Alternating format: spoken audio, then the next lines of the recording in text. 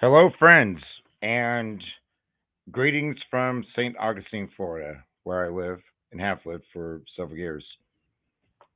We literally just returned a few hours ago from a biennial convention called GrowWithVideoLive.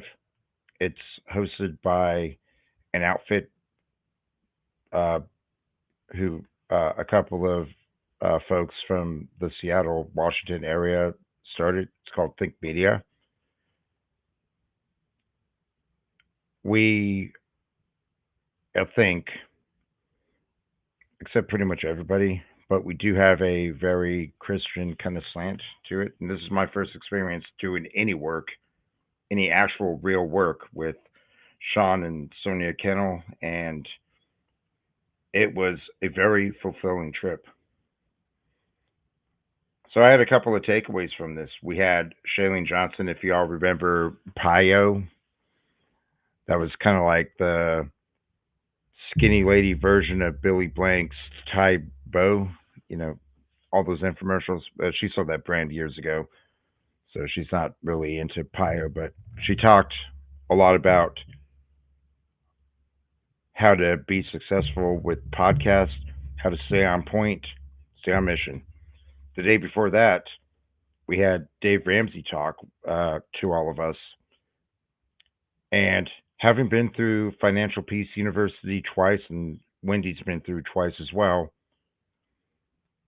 there's some things that I don't really agree with, and even some of my sidebars with fellow staffers, basically we came to the same conclusion, or we had the same conclusion, that Dave Ramsey has outdated information. The stuff he tells people to do when you're going through FPU would have worked in the 80s, but it really doesn't work in the modern economy. I mean, he doesn't even have the $1,000 debt snowball just for inflation. Well, he didn't talk about any of that. What he talked about was how to be successful with the channel, with the podcast, YouTube, how your Instagram, if you're doing TikTok, and I think we're going to lose TikTok. I personally don't use it. I am retired military, and China was my portfolio when I was in the Puzzle Palace, also known as the Pentagon or Pentagram. So I don't do TikTok for that reason. If and the folks at Bike Dance are already trying to call the whole thing out. So we'll see what happens with that. But what I got, and these are kind of the aha moments I got out of this whole convention, and I wasn't sitting in there taking notes or anything like that because I was volunteering. I was acting as a bouncer when we had the main room closed off. I was handing out forms. I was helping people register. I was basically doing volunteer stuff. Nice thing was I had free admission to the whole thing, as did Wendy, and we got to meet some of the movers and shakers in this space. And that was pretty awesome. I got to meet Ruslan. And Ruslan is one of my heroes. And if you don't know who Ruslan is, go on YouTube, type in Ruslan KD. KD stands for King's Dominion. Ruslan was born in the Soviet Union. He's a couple years younger than me and Wendy. He settled in San Diego after the Soviet Union dissolution and all that stuff. He started off as a Christian rapper. Now he's basically Joe Rogan, but for Christians. So if you're a Christian, even if you aren't, check it out. He tackles all the issues that are bombarding us from all directions. Just check him out. I got to meet him finally, fist bumping with him, shaking hands. I should have gotten a picture with him. I don't care about the pictures anyway, but really nice guy, and um, just watch him. So anyway, what Dave Ramsey talked about was have a mission and stay with it. Now, a lot of us in this virtual space will call it staying on brand and things like that. But the main thing, and maybe I'm a little bit guilty because I've had this YouTube channel for 12 years now.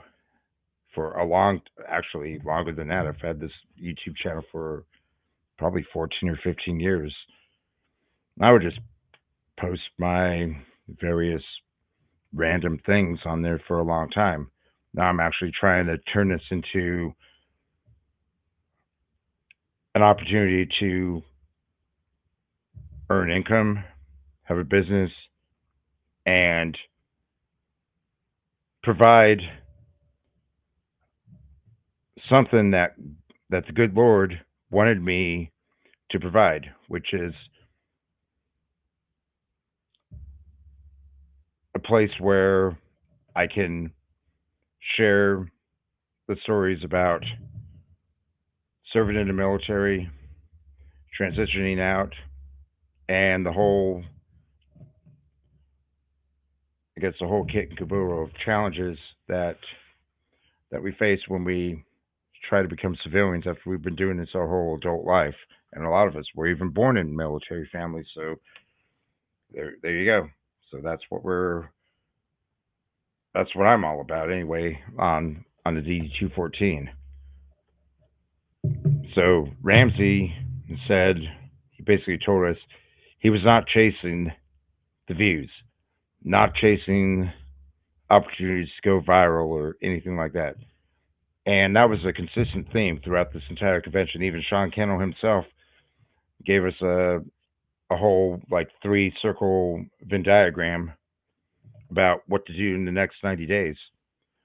So in Wendy's case, she has a couple of, well, she has a few channels. One of them, and the only one so far that she's actually gotten monetized with, is called Savvy Budget Girl, and she hopped on that bandwagon when all these women across America started pulling out large quantities of actual cash and then stuffing them into envelopes. And it's a budgeting strategy, and it actually is pretty effective if you do it right. Not like a guy like me who's developed bad habits, and I'm just gonna throw it on my credit card, or I'm gonna throw my debit card out there, and before you know it, you've got a negative balance in your account, which I've only had happen twice, and I'm actually dealing with that right now. But I got my money coming end of the month, got my pension check coming in, got my disability. She's got her disability, and so we'll be back in the black again, right? So that was the channel that she actually got monetized on. But the one that she's working on right now, and I think this is on point, being at the Think Media Grow with Video Live convention. Like I said, biennial, meaning every 2 years. This is her third time being there, my first time. But we have a lot of emphasis on being Christian, doing things that are biblically sound, and she's been growing her audience pretty quickly over the last month or so. The channel is called Bible and the Geek. Why geek? Well, why Bible? Because we're Christians. We go to church. Wendy, at one point, was trying to become a Catholic nun. We eventually got married. She did an internship at the church we decided to go to in Jacksonville Beach, a place called Beach Church. People who don't even live in Jacksonville have probably heard of Celebration and 1122. Well, you can thank Beach Church for that. We have about 400 or 500 people who come every weekend, and we do have some online people who watch our YouTube channel when we're going live. I mean, I was talking for a while with a fellow out in Pakistan, of all places. Hardcore Christian keeps getting arrested for being a Christian, things like that. And we have several people in Canada, so there we go. We got an international reach with that. So she did an internship for a year, and she should have a paying position there, the same way she should have a paying position. As far as I'm concerned, everybody thought that she was an actual coach, an actual employee of Think, but no, she just does the volunteer work because she loves it. She doesn't care about the money. So I do my fair share of volunteering as well. I don't want the money. I do it because, like a lot of veterans, when we leave the military, we want a sense of purpose. We want to feel that awesome sense of duty. We take great joy in impacting people, impacting others, and that's what it comes down to. As for me, I'm going to spend my 90 days.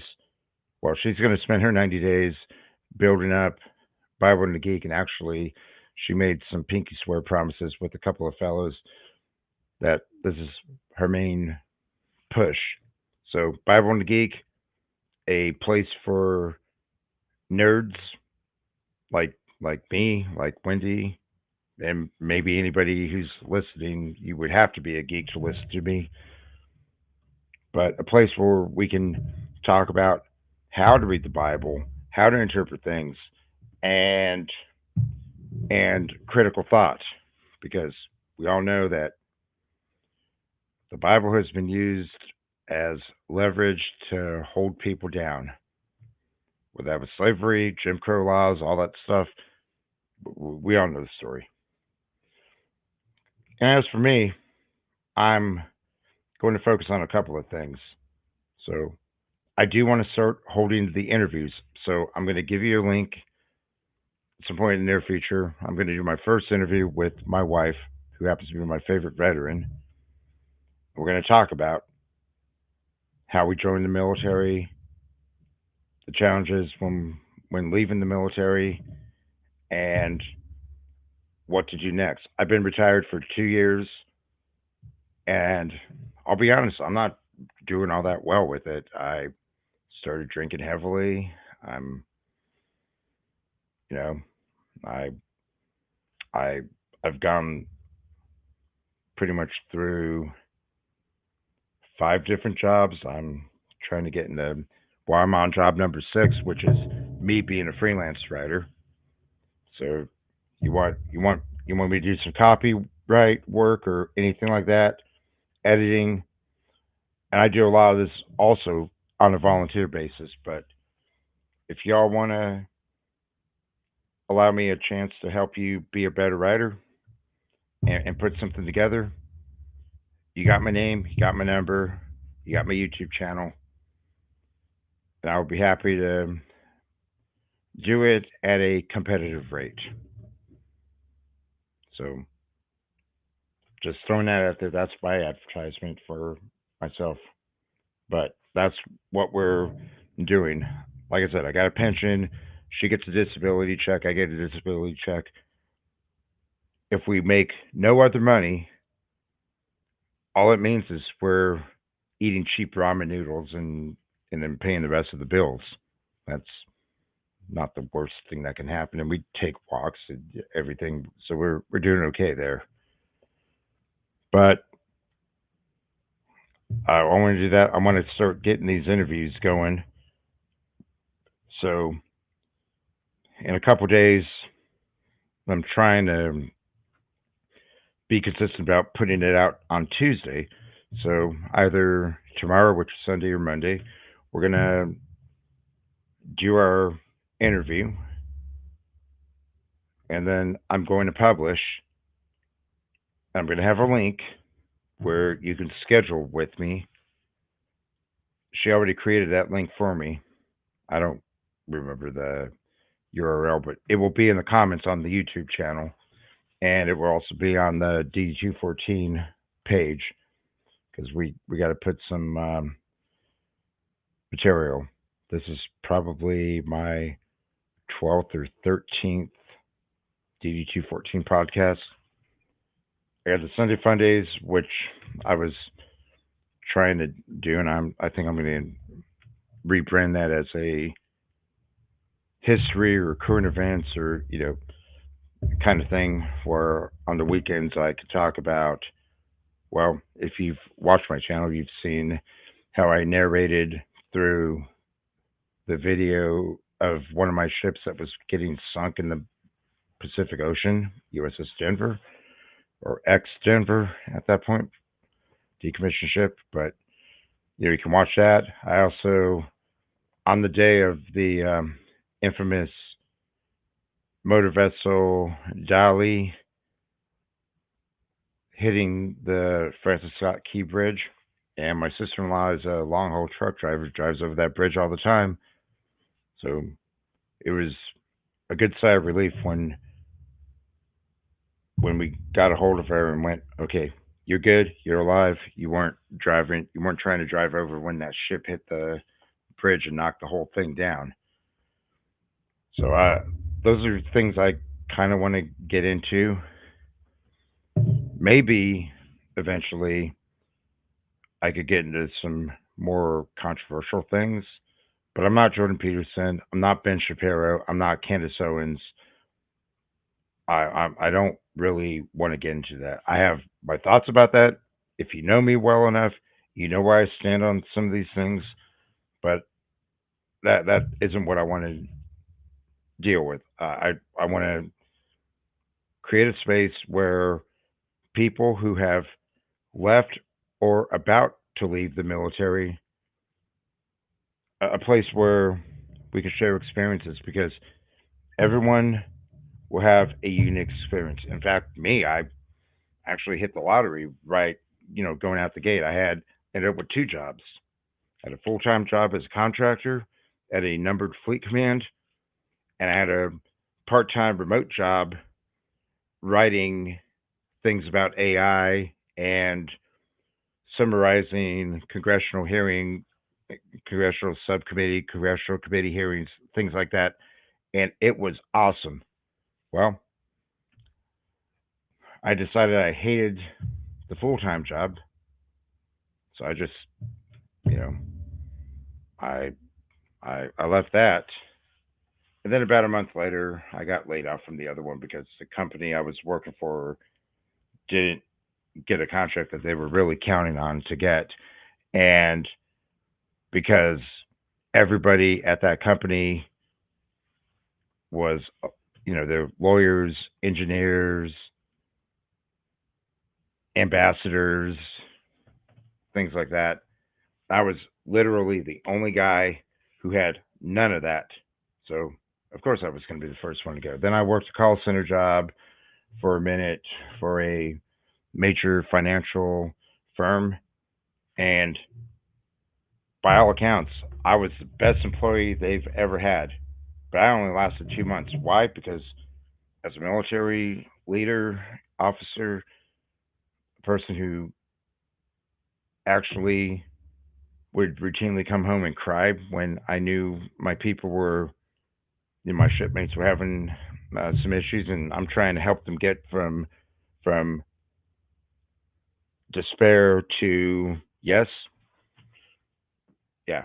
Um, I took it personally. I mean, nothing like having somebody call and telling me that they need to get money out of their 401k so they can not be homeless tomorrow, kind of thing. And me having to go through the rules in their specific employer plan and things like that. Yeah, I couldn't do that. I couldn't do that for long. It was wearing on me. I was actually, and you could ask Wendy, I was taking full calls in my sleep.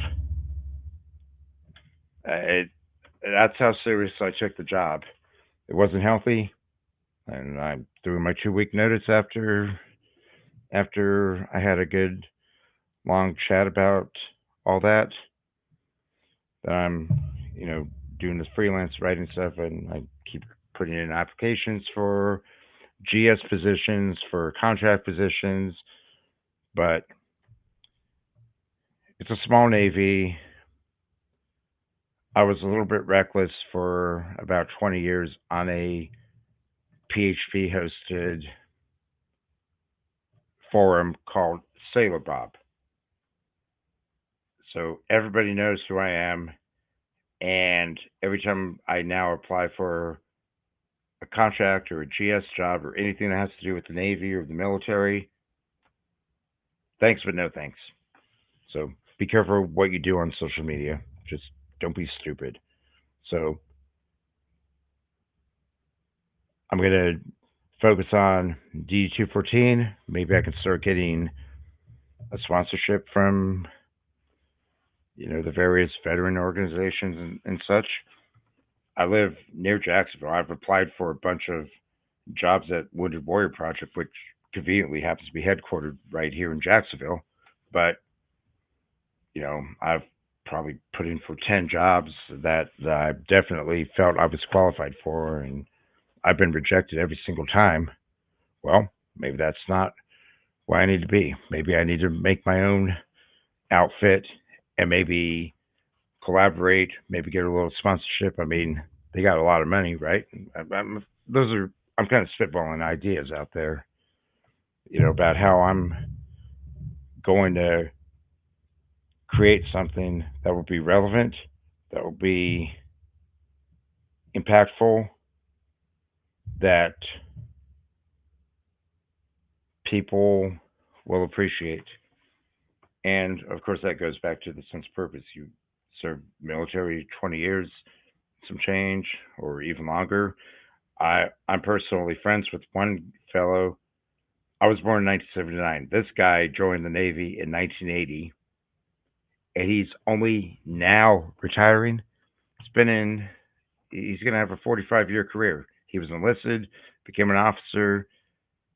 He's retiring as a full bird Navy captain, right?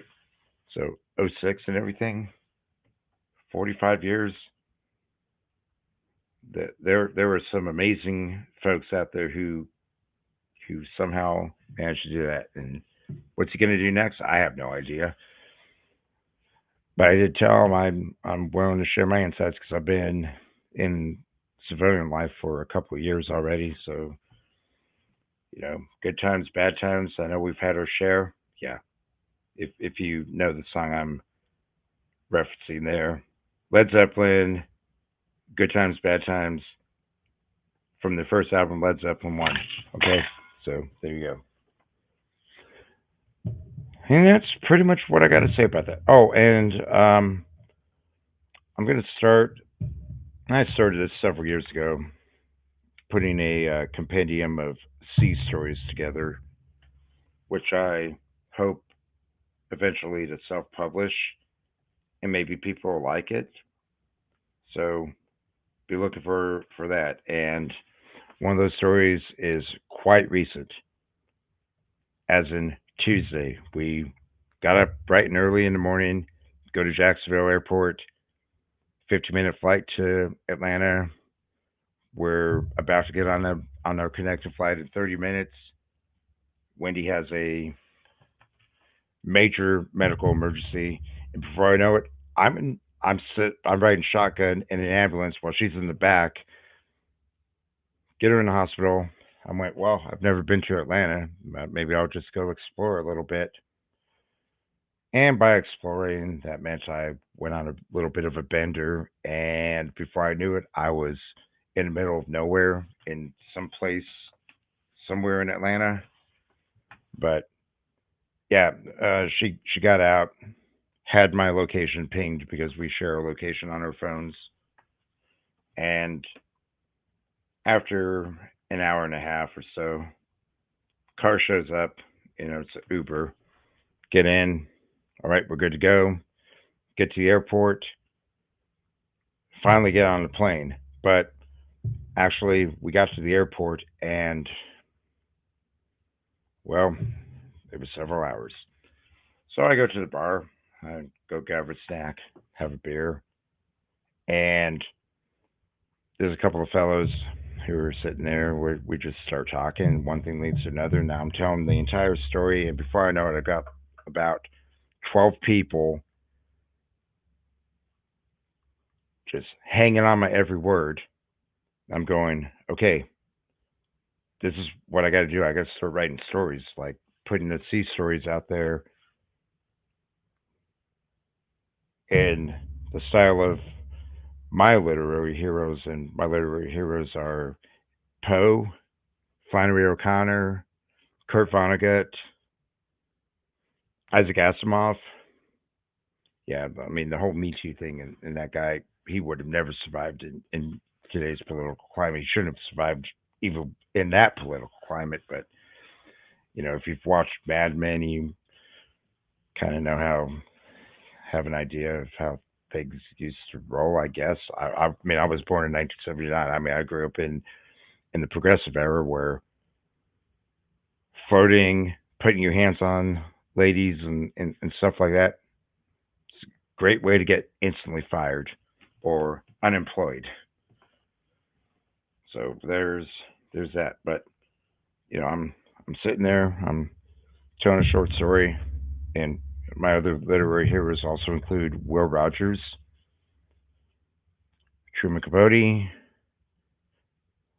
Harper Lee. I got this whole literary experience, all these books and everything that I've read over the years. Um, Ralph Ellison, if you've read his book, that being the Invisible Man, that's the one everybody knows him for. I read The Color Purple before I ever watched the movie version. So I've got way I'm sitting there and I'm feeling like I'm straight Will Rogers. I'm not even swearing. I'm just telling the story like this has been the craziest travel day in my entire life, and they're hanging on my every word. And before I know it, I'm getting emails, and we're exchanging email information, contact information, phone numbers, things like that, and it felt empowering that people would actually want to hear my story or any of my stories for that matter. So I'm going to re-engage, and maybe in a year or two, I'll have my compendium of sea stories, and maybe it'll be sea stories that you might have shared with me in one of these podcast interviews. So, and of course, I would ask, and I will change the names to protect identity and stuff like that, right? But yeah, we, we can work with that. Anyhow, I've got some homework to do. Wendy has promised to devote the entire next year on one specific channel. She has several. She had technically Wendy. She has Wendy Coop. She has Savage Budget Girl about the cash stuff in envelopes and such. And that's actually the one that she makes a little bit of money on through AdSense. That's her only monetized channel so far. But her latest channel, Bible and the Geek, a place for nerdy Christians like myself, like Wendy, like most of my friends, a place where we can talk about how to properly read the Bible, what the things actually mean, how to get rid of the misconceptions that they throw out there, things like that, and doing it from the perspective of a nerdy person. Yeah, she's just been growing that. I mean, she started, I swear, like last week she might have had like 40, 50 subscribers. Now she's pushing towards 1,000 already. And thing with YouTube, to get monetized, you got to get to 1,000. I mean, they'll probably change the rule in a month or two. I mean, they're always changing rules. But there you go. So we got homework. If I don't want to work for the man or the so called man, I'm going to work for me, myself, build my product, provide my service as Wendy is doing, and pretty much everybody we were assisting with at Grow with Video Live, and we literally just got back this evening from Vegas. So that's where we're going. That's all I got to say about that. Love you guys, and take care. Do good work and be a nice person. Bye now.